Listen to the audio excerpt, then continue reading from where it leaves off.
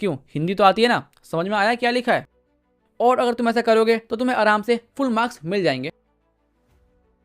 तो तुम सब कैसे हो, आई होप अच्छे हो गए। और देखो हमारे एग्जाम में कुछ ऐसे सब्जेक्ट होते हैं जहां पर होता है बस थ्योरी थ्योरी थ्योरी और थ्योरी। और मुझे पता है बहुत सारे ऐसे लोग हैं जिनसे थ्योरी याद नहीं होता। लेकिन क्या होगा अगर मैं तुम्हें बोलूंगा कि भाई तुम्हें थ्योरी को याद करना ही नहीं है, हाँ मत करो, क्योंकि मुझे पता है तुम लोगों को रियलिटी क्या है वो बिल्कुल नहीं पता। तुम लोग थ्योरी याद इसलिए कर रहे हो क्योंकि तुम्हें ऐसा लगता है कि भाई जो एग्जाम में क्वेश्चन आएगा हमें उसका प्रॉपर आंसर लिखना पड़ेगा। मतलब अगर कोई क्वेश्चन हमसे पूछा गया है तो उस क्वेश्चन का आंसर जो बुक में है हमें प्रॉपर वही बुक का आंसर एग्जाम में लिखना पड़ेगा। क्यों, तुम लोग भी ऐसा सोचते हो ना। और देखो जो भी ऐसा सोचता है ना भाई तुम गलत सोच रहे हो। तुम्हें एग्जाम में बुक का आंसर लिखना होता ही नहीं है, हाँ मैं रियलिटी बता रहा हूँ। और एक और बात फिर से सुन लो, अगर तुम एग्जाम में बुक के आंसर लिखते हो तो तुम्हारे नंबर कटने के चांस ज्यादा बन जाते। लेकिन अगर तुम एग्जाम में अपना आंसर लिखते हो, मतलब खुद से आंसर बना के लिखते हो, तो तुम्हें एग्जाम में ज्यादा नंबर मिल सकते हैं। और ये सुनकर तुम बोलोगे भाई तू पागल है, तुझे कुछ नहीं पता। एग्जाम का मतलब ही होता है कि भाई जो बुक में आंसर दिया है उसी आंसर को एग्जाम में लिखना है। लेकिन तू तो मैं कह रहा है खुद का आंसर बना के लिखो, तो ऐसे कैसे हो सकता है। तो देखो जब भी तुम एग्जाम देने जाओगे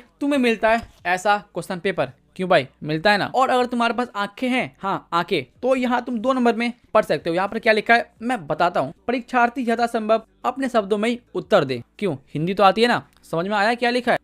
जब बोर्ड वाले खुद बोल रहे हैं कि भाई तुम परीक्षार्थी हो तो तुम्हें अपने शब्दों में आंसर देना है, तो तुम बुक का आंसर क्यों लिखते हो और तुम बुक को याद करने की कोशिश क्यों करते हो। लेकिन मुझे पता है तुम लोग बुक को याद क्यों करते हो, क्योंकि तुम लोग को ऐसा लगता है अगर हम एग्जाम में अपने शब्दों में आंसर लिखेंगे तो हमें नंबर नहीं मिलेंगे, हमारे नंबर काट लिए जाएंगे। क्यों, तुम्हें ऐसा लगता है ना। और देखो जिसे भी ऐसा लगता है तो आज से तुम ये सोचना बंद कर दो, क्योंकि क्या होगा अगर मैं तुम्हें बोलूंगा अगर तुम एग्जाम में अपने शब्दों में आंसर लिखते हो तो तुम्हारे नंबर नहीं काटे जाते। और ये सुनकर तुम बोलोगे भाई हम तेरी बातों पर विश्वास क्यों कर ले, तो मैं बोलूंगा तुम्हें जबरदस्ती करना पड़ेगा, क्योंकि मैंने खुद ही अपने साइंस सब्जेक्ट के एग्जाम में पूरा आंसर चाहे फिजिक्स हो, केमिस्ट्री हो, बायो, सबका आंसर अपने शब्दों में दिया था। और ये सुनकर तुम बोलोगे भाई फिर तो तेरे साइंस में बहुत नंबर कटे होंगे। और मैं बोलूंगा नहीं, मेरे साइंस में हाईएस्ट नंबर थे जो कि थे 90। और जबकि मैं बता दूं उन 90 में से 2 मार्क्स तो मेरे एमसीक्यू में कट गए थे, और जो बचे 8 नंबर मुझे पता है ये 8 नंबर कटे होंगे मेरी राइटिंग के ऊपर। और ये सारी बातें सुनने के बाद मुझे पता है तुम क्या सोच रहे हो। तुम सोच रहे होगे भाई तूने जो बोला अच्छी बात, लेकिन हमें अपने शब्दों में आंसर लिखने नहीं आता, मतलब हमें अपने शब्दों में आंसर बना के लिखना नहीं आता है। तो टेंशन मत लो, तुम्हारा भाई यहीं पर खड़ा है। मैं तुम्हें बताता हूँ तुम कोई भी क्वेश्चन का आंसर अपने शब्दों में कैसे लिख सकते हो। और जिनका एसएसटी वीक है तुम लोग कान खोल के सुनना। देखो मैं तुम्हारे सामने अभी एसएसटी के 2 क्वेश्चन का आंसर अपने शब्दों में बना के दिखाता हूँ कि आंसर कैसे बनाया जाता है। देखो पहला क्वेश्चन है इकोनॉमी से, जो कि है गरीबी रेखा को परिभाषित करें। और ये क्वेश्चन पूछा गया था तुम्हारे मॉडल सेट में। और अगर तुम इसका प्रॉपर आंसर देखोगे तो प्रॉपर आंसर इसका ये है, या यहाँ पर या कहीं मैं लगा दूं। मैं तुम्हें देता हूं 10 सेकंड, इस आंसर को पहले पढ़ो, उसके बाद मैं तुम्हें बताऊंगा अपना आंसर।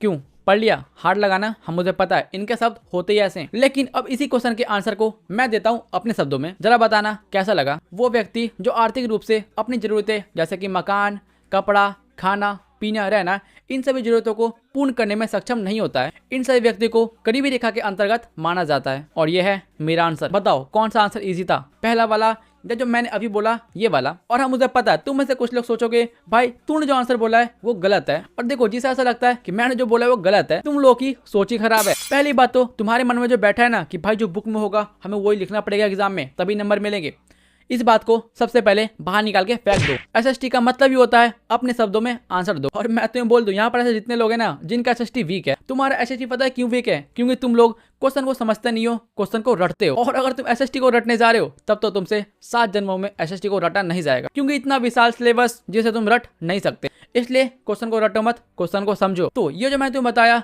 ये था इकोनॉमी का क्वेश्चन। अब मैं तुम्हें देता हूँ जियोग्राफी का एक क्वेश्चन का एग्जाम। और ये क्वेश्चन है शुष्क कृषि को परिभाषित करें। और ये क्वेश्चन इस बार के मॉडल सेट में पूछा गया था। और इसका प्रॉपर आंसर ये है जो कि तुम देख सकते हो। और तुम्हारे पास है 10 सेकंड, इसे पहले पढ़ लो, फिर मैं दूंगा अपना आंसर।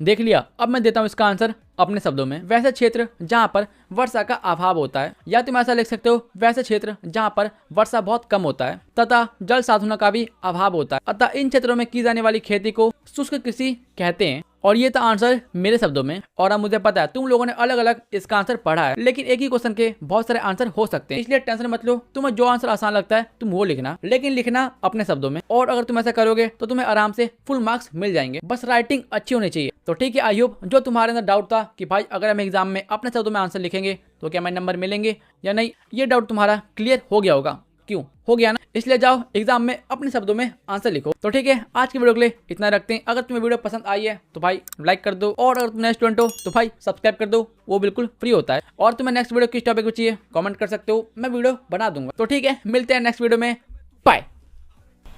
ऐसे में बड़ा सख्त लौंडा हूं, लेकिन यार यहाँ में पिघल गया।